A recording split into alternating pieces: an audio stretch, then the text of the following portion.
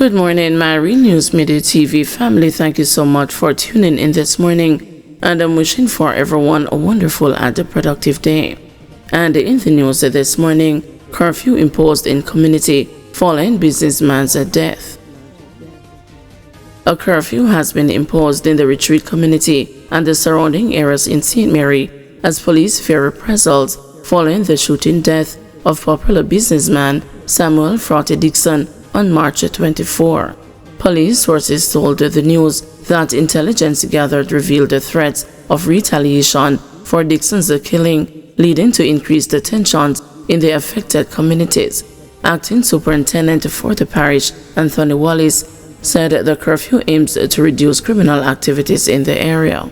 We are working to minimize violence and to make an impact on the stolen motor vehicles syndicate that operates in the Retreat area and also penetrate migrant criminals operating in the space, Wallace said. The communities under curfew include Retreat, Davistown, Pondside, Charlestown, Liberty Estate Housing Scheme, Phase 1 and 2, Valley Bush, St. Mary Country Club, Ross Common, Three Hills, and the Industry Pen Housing Scheme. Don't come back, judge tells a pair who had their matter resolved through mediation. Presiding Judge Peter Wilson cautioned the man and the woman against the returning to court after they resolved their issues through mediation when they appeared in the Kingston and the St. Andrew Parish Court on Tuesday. Christopher Black and Tanisha Francis were answering to charges of assault at common law and unlawful wounding, respectively. Addressing the court, Francis explained that an altercation was triggered between her and the Black after he attempted to throw a block at her. However, both accused expressed that they wanted the matter to be over, confirming that their issues had been resolved following a mediation session. Judge Wilson prompted them, "Let me see you shake each other's hand." Black pleaded not guilty to assault at common law, while Francis also pleaded not guilty to unlawful wounding. Their charges were dismissed, but not without a firm warning from Wilson: in the future, show better judgment, but maybe this was a good thing because both parties learned from mediation. Don't come back. You're not welcome here.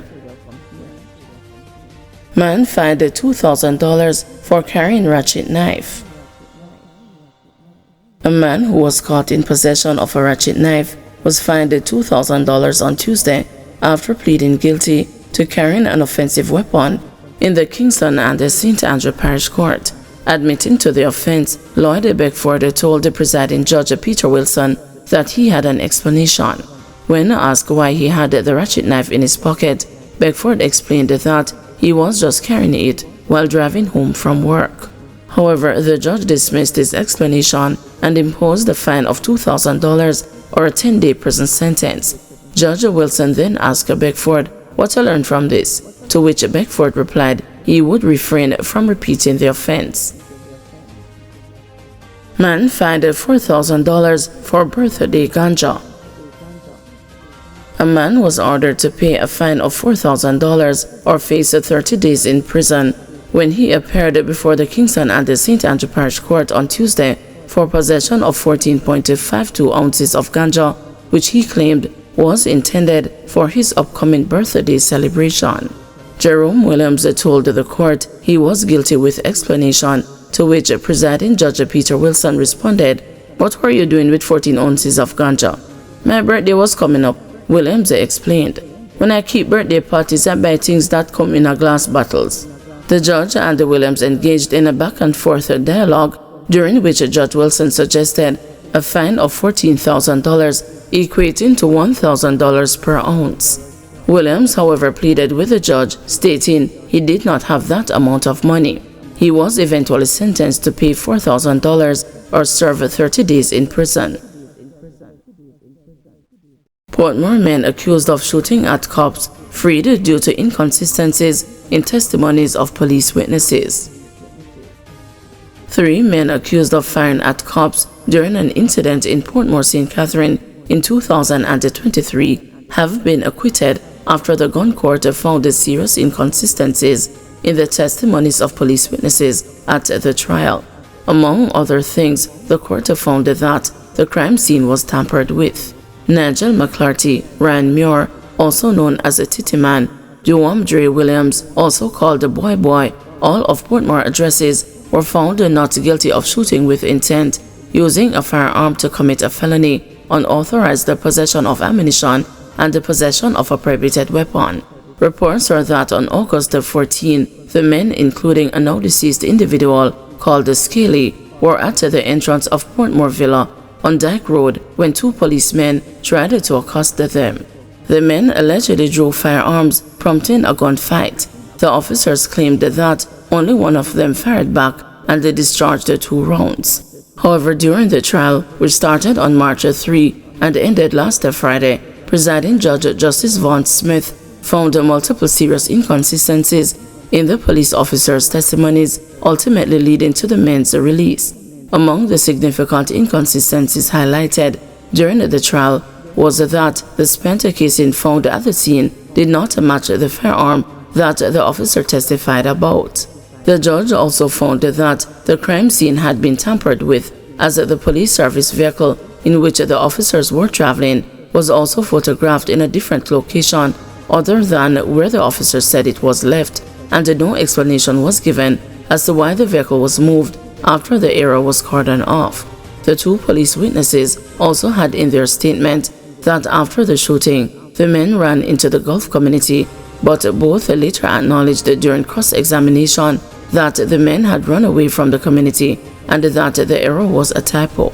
The accused men, however, in their defense, said they were elsewhere at the time of the shooting and they each called their alibi witnesses. We are trespassing on time, judge in Mario Dean case warns. Following a series of delays, including challenges in securing witnesses for Thursday and Friday, the presiding judge in the Mario Dean case has warned that the case is dangerously encroaching on time.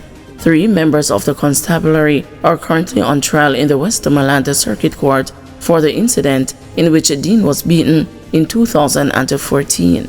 The 3 are District Constable Marlon Grant, Corporal Elaine Stewart, and Constable Juliana Cleavon, who are all charged with manslaughter and misconduct in a public office. We are trespassing on time, dangerous trespass because we have limited time, warned Justice Courtney Day.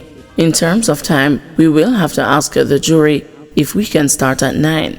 We will have to start an hour earlier and utilize it properly, added Justice Day, who noted that during this period, no other matters can be dealt with. It was later agreed that the court would start an hour earlier than the usual 10 a.m., following an affirmation from the 7-member jury's foreman, who told the judge that the jury was willing to put in the time. During a case management hearing in February, it was revealed that evidence in the case that started on March 3 was expected to be presented over 25 days. 15 days of testimony have been presented in the case to date. The Crown indicated Wednesday that it was having difficulty securing witnesses for Thursday and Friday, but indicated that all should be in place for Monday. Earlier in the day, the Crown told the court that it needed time to finalize arrangements with a witness who was expected to take the stand for the first time on Wednesday. The case was, however, also stood down for more than 2 hours due to the absence of the 7th witness, a crime scene investigator who testified on Tuesday and was scheduled to continue with his testimony in chief on Wednesday in the Westmoreland Circuit Court. The crime scene investigator later arrived with a copy of a CD that the court had requested on Tuesday. The CD contained images taken at the cell block where Dean was beaten. The photographs were taken by the witness during his processing of the scene on August 3, 2014. The witness, when asked about securing a crime scene, told the court that a crime scene should be cordoned off and secured to prevent any interference by people nearby. The Crown later told the court that there was an agreement with the defense team to have certain images from the CD mentioned earlier shown in court, and the CD was subsequently tendered and admitted into evidence as Exhibit 3. The images were that of red substance resembling blood on the ground outside the cell block that came from a drain pipe attached to the cell block, splattering blood on the floor inside and outside cell number 4 and the lower section of the wall of the passageway in front of the cell in question.